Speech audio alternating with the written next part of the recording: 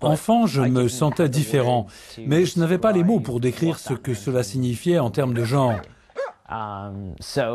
Du coup, je m'identifiais toujours à des garçons, mais je ne réalisais même pas que ce que je ressentais était possible. Et même si je me sentais plus proche des garçons que des filles, je n'avais pas les mots pour savoir que je pouvais être un garçon. Sam Blackensy est né fille, mais pour cet étudiant irlandais de 21 ans, son identité de genre était celle d'un garçon. Sam a entamé sa transition physique à 18 ans en suivant un traitement à base d'hormones et de testostérone et en ayant recours à la chirurgie. Sa transition sociale s'est révélée plus délicate au moment d'en parler notamment à ses proches et à sa famille. Maintenant que j'y repense, il y avait beaucoup de signes qui auraient dû me mettre la puce à l'oreille. Mais à ce moment-là, je ne savais rien de la question transgenre. Je n'étais pas en mesure de me rendre compte que Sam était différent. Alors oui, c'était un garçon manqué. Il jouait au petit soldat. Quand il se déguisait pour Halloween, il s'habillait toujours en personnage de garçon comme Harry Potter. Il ne se déguisait jamais en Hermione, par exemple. Il choisissait toujours des identités masculines. Mais je n'ai jamais fait le rapprochement car le mot transgenre ne faisait pas partie de mon vocabulaire en ce temps-là. Pouvoir exprimer son identité de genre, mais surtout la faire reconnaître légalement, un véritable parcours du combattant pour la communauté transgenre internationale. Claire Farrell, 71 ans, a grandi à une époque où le divorce était illégal et l'homosexualité considérée comme un délit aux yeux de la loi. Pour elle, revendiquer ouvertement son identité de genre était impossible, ou presque. Dans les années 1950, je me débattais pour savoir qui j'étais. Au plus profond de moi, je savais que j'étais une fille. Mais je n'osais pas en parler. Je n'en parlais ni à ma famille, ni aux autres, parce que je sentais que mon entourage ne l'accepterait pas. Non, il n'aurait pas accepté. Ça se serait mal passé, je pense. Dans les années 60, c'était encore très mal perçu. C'est à ce moment-là que mes parents ont découvert que je m'habillais en fille, par exemple. Et ils étaient incapables de gérer ça. C'était impossible pour eux. Tout au long de ma vie professionnelle, je me suis déguisée en homme. J'ai fait ça jusqu'à ma retraite il y a 3 ans. L'Irlande est le seul pays de l'Union européenne où il n'existe aucune disposition relative à la reconnaissance juridique du genre. Cela dit, dans quelques semaines, le Parlement doit légiférer afin d'autoriser les personnes transgenres majeures à décider de leur identité intime. Un projet de loi présenté dans la foulée du oui des Irlandais au référendum sur le mariage pour tous.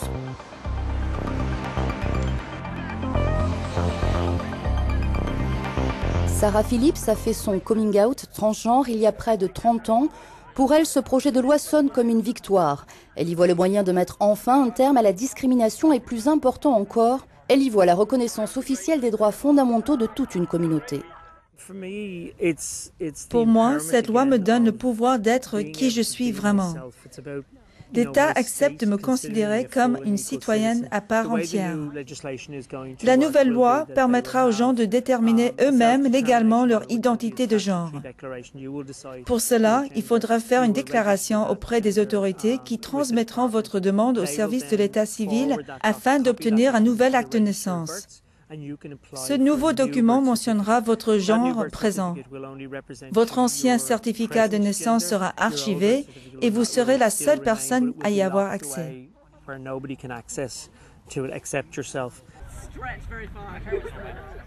Un nouvel acte de naissance qui facilitera les démarches de la vie courante, comme renouveler son passeport, son permis de conduire ou sa carte vitale. L'aboutissement d'années de lobbying pour la communauté transgenre irlandaise. Autre avancée, inutile de produire un certificat médical pour faire modifier son identité de genre. De nombreux pays imposent qu'un psychiatre, un psychologue ou un membre de la communauté médicale signe un document validant votre identité de genre. En Irlande, ce ne sera pas nécessaire. Et c'est extrêmement important pour les droits des personnes transgenres. Nous pouvons nous déterminer nous-mêmes. Je suis donc en mesure, par exemple, d'affirmer par moi-même que je suis homme sans recourir à un psychiatre. Endocrinologue, Donald O'Shea s'occupe depuis une vingtaine d'années de patients transgenres et milite pour qu'ils bénéficient d'un meilleur accompagnement social et financier. 1 à 2% de la population serait concernée. Favorable à la future loi, seuls quelques points n'emportent pas pleinement son adhésion. J'ai quelques réserves concernant le fait qu'une personne transgenre n'aura pas besoin d'un courrier officiel confirmant son souhait de changer de genre. Ça ne m'inquiète pas pour les personnes qui sont intimement convaincues de leur choix, mais pour cette infime minorité de gens qui présentent un trouble de la personnalité centré sur le genre. On ne doit pas les encourager à pouvoir modifier leur identité de genre, car ça pourrait les mettre en danger.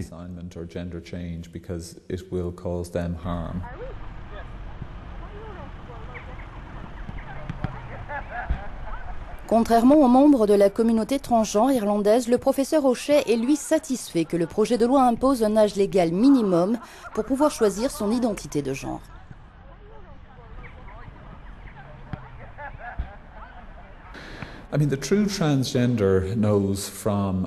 Les personnes véritablement transgenres savent depuis toujours ou presque, ou en tout cas ont su avant même l'âge de 5 ans, qu'elles vivaient dans le mauvais corps. Toute la difficulté avec les enfants diagnostiqués transgenres avant la puberté, c'est qu'en moyenne 5% d'entre eux changeront d'avis ultérieurement.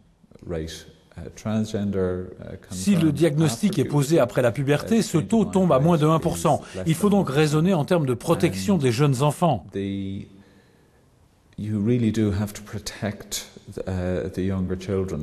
Sam, comme le reste de la communauté transgenre irlandaise, attend à présent l'entrée en vigueur de la loi, signe d'un nouveau départ pour beaucoup, l'occasion aussi de refermer un chapitre souvent douloureux de leur histoire personnelle. De sa vie d'avant, Sam n'a accepté de nous montrer que cette photo.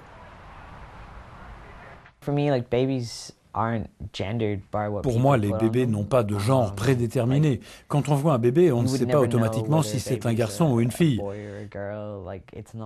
Seule la façon dont ils sont habillés vous donne une indication. Regarder des photos de moi bébé ne me pose aucun problème. Les autres photos, par contre, c'est plus difficile.